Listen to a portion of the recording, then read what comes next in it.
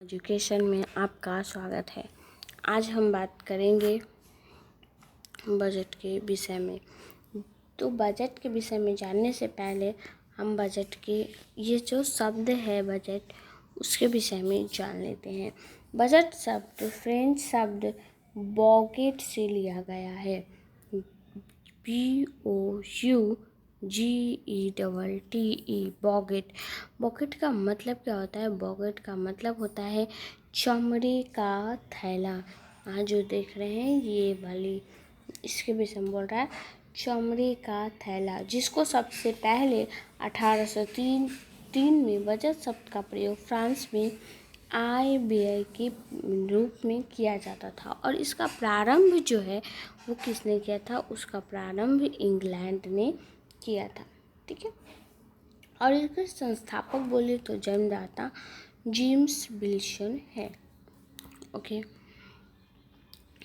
बात करते हैं आज जो हमारी वित्त मंत्री है निर्मला सीतारमण, उन्होंने बजट का बहुत बड़ा ऐलान किया है, जिसमें गोवर्धन योजना का बजट 1000 करोड़ बताया है। मिष्टी योजना के तहत मैंग्रोव वन का प्लांटेशन करेंगे। पुरानी सरकारी वाहनों के स्क्रैप के लिए इंसेंटिव और राज्यों की पुरानी एम्बुलेंस के स्क्रैप के लिए भी इंसेंटिव। ओके, टूरिज्म के लिए 50 डेस्टिनेशन का चुनाव करेंगे। ठीक है। और इस तरह से ये जो बजट है इसको पेश कब किया जाता है? इसे पेश फरवरी माह के शुरुआत में किया जाता है और भारत का वित्तीय वर्ष 1 अप्रैल से प्रारंभ हो जाता है। ठीक है। स्वतंत्र भारत का पहला बजट 26 जनवरी 1947 को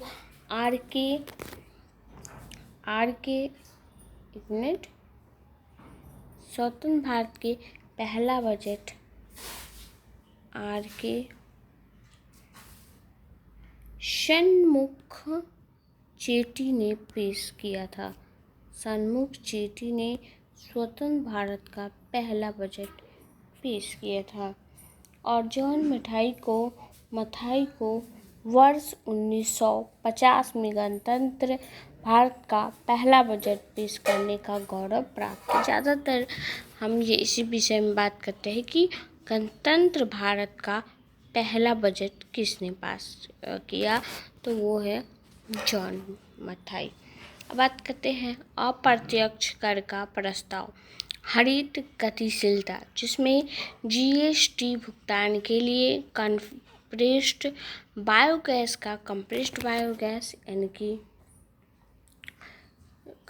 बायोगैस यानी कि CBG कंप्रेस्ड बायोगैस पर उत्पादन शुल्क से छूट। इलेक्ट्रॉनिक्स में मतलब मोबाइल फ़ोन, टीवी वगैरह, रेडियो, लैपटॉप वगैरह पे मोबाइल फ़ोन के कुछ एक पुर्जों की आयात पर बेसिक सीमा शुल्क में राहत।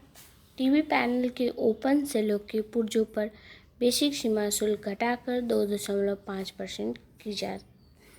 अब हम बात करते हैं इलेक्ट्रिकल किचन चिमनी पर बेसिक सीमा शुल्क 7.5% से बढ़ाकर 15% कर दिया गया है। चिमनी हीट कॉइल पर आयात शुल्क 20% से घटाकर 15% कर दिया गया है। रसायन और पेट्रो रसायन पर बेसिक सीमा शुल्क में छूट कर दी गई है और एसिड ग्रेड फ्लोरस्पार पर बेसिक सीमा शुल्क 5% से घटाकर 2.5% कर दिया गया है। ओके, अब हम बात करेंगे वित्तीय क्षेत्र के विषय में। राजकोषीय में तो राज्यों को 50 साल के लिए ब्याज मुक्त ऋण यानी कि ऐसा ऋण लोन दिया जाएगा जिसमें इंटरेस्ट नहीं होगा। बिना इंटरेस्ट के 50 सालों तक लोन प्रदान किए जाएंगे और राज्यों को GSDP के 3.5% के राजकोषीय घाटे की अनुमति है कि आप 3.5% तक घाटा आपका हो जाए तो में है। और 2022 से 23 में राजकोषीय घाटे का संशोधित अनुमान 6.4% है और 2023 से 24 तक इसको घटाकर 5.9% कर दिया जाएगा और 2025 से लेकर 26 तक 4.5% करने का लक्ष्य रखा गया है, यह अनुमान लगाया गया है। 2023 से 24 का बजट का अनुमान कुल प्राप्ति यानी उधारी के अलावा जो है वो 27.2 लाख रुपए रखा गया है। कुल खर्च यानी कि कुल व्यय जो है वो 45 लाख रुपए है और नेट टैक्स प्राप्ति जो है वो 23.3 लाख रुपए रखा गया है। इस तरह से अगर हम बात कर रहे हैं बजटीय घाटा पर, तो जो बजटीय घाटा है वो भारत, यहाँ पे जो लिखा है एक जगह बजटीय घाटा, उसका मतलब क्या होता है। भारत सरकार के बजट के आंकड़ों में कुल व्यय और कुल प्राप्तियों के बीच का अंतर बजटीय घाटा होता है। जैसे कि यहाँ पे हम लिखकर बताते हैं बजटीय घाटा कैसे निकालते हैं हम, तो बजटीय घाटा इज इक्वल टू कुल व्यय माइनस कुल प्राप्तियाँ, ये हो जाती है बजटीय घाटा। ओके, इस तरह से हम निकालते हैं। बात करते हैं आखिरी छोर तक पहुँच, किस तरह से आखिरी छोर तक पहुँच होता है, देखते हैं। अवसंरचना के मास्टर सूची की समीक्षा एक विशेष समिति द्वारा की जाएगी। रेलवे के लिए 2.4 लाख करोड़ की पूंजीगत परिव्यय का प्रावधान है। अगर यहाँ रेलवे शब्द आया ही है तो सबसे पहले जान लेते हैं कि रेलवे जो बजट है उसको समान बजट से अलग एक वर्ष समिति की संस्तुति पर 1924 से 25 में किया गया था और वर्ष 2017 में भाजपा सरकार द्वारा रेल बजट को केंद्रीय बजट में मिला दिया गया है। यानी पहले अलग होता था, अब रेल बजट को भी केंद्रीय बजट में मिला दिया गया है। 100 महत्वपूर्ण अवसंरचना परियोजनाओं की पहचान की जाएगी। 50 अतिरिक्त हवाई अड्डे, हेलीपोर्ट्स, वाटर एरोड्रोम और एडवांस लैंडिंग ग्राउंड का पुनरुद्धार किया जाएगा। तटीय नौवहन को सरकारी निजी भागीदारी के जरिए बढ़ाया जाएगा। ओके, नेक्स्ट है हरित विकास जलवायु।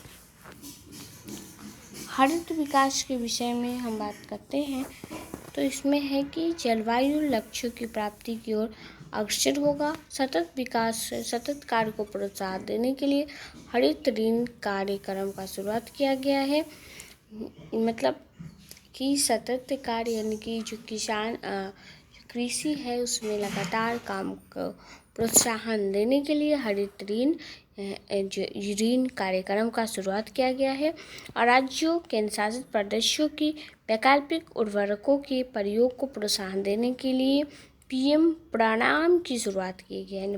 पीएम प्रणाम योजना में जितने भी ये उर्वरक हैं उसके प्रयोग को बढ़ावा देने के लिए पीएम प्रणाम की शुरुआत की गई है। और गोवर्धन के विषय में तो हम पहले ही बात कर चुके हैं कि गोवर्धन योजना के तहत 500 नए अवशिष्ट से आमदनी संयंत्रों को स्थापित किया जाएगा।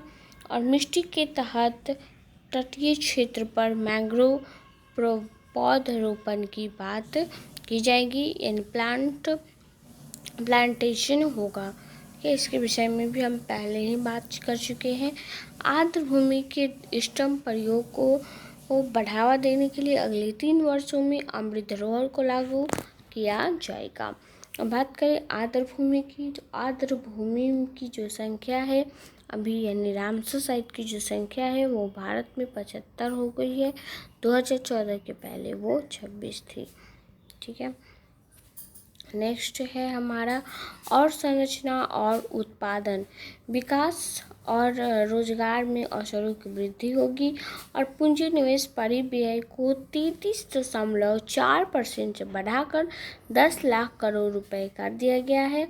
इंफ्रास्ट्रक्चर फाइनेंस सेक्रेटरीट और संरचना में अधिक निजी निवेश करने के लिए सभी हितधारकों की सहायता करेगा। UIDF की स्थापना द्वारा श्रेणी 2 और श्रेणी 3 शहरों में शहरी की अवसंरचना का सृजन किया जाएगा और राज्य सरकारों को 5 वर्षों के लिए ब्याज मुक्त ऋण जारी रखा जाएगा। ठीक है।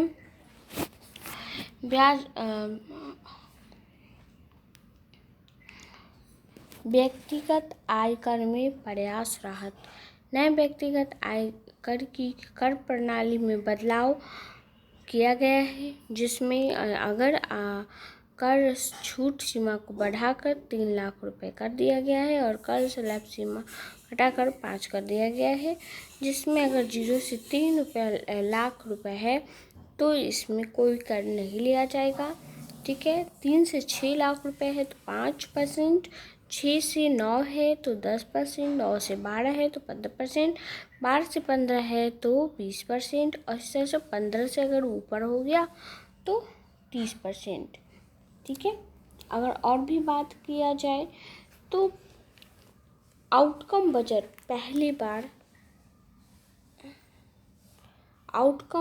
जो है वो पहली बार 25 अगस्त 2005 को पी चिदम्बरम ने प्रस्तुत किया था। ओके। ठीक है। और इसमें अगर हम शुल्क की बात कर रहे हैं तो मोड वैट संशोधित मूल्य वर्धित को 1 अप्रैल 2000 को सीनी वेट में परिवर्तित किया गया था। क्या? शेल वेट में परिवर्तित कर दिया गया था और जो उत्पादक शुल्क कर से संबंधित है। ठीक है। कर ढांचे में सुधार करने के लिए जो भी कर है, इस कर के विषय में सुधार करने के लिए सुझाव देने हेतु चलैया समिति का गठन 1991 में हुआ था और राजकोषीय नीति सरकार की प्राप्ति और व्यय के से संबंधित है। ठीक है। और इस तरह से अगले वीडियो में मिलेंगे। Thank you. अगले वीडियो में नए टॉपिक के साथ, तब तक के लिए थैंक यू।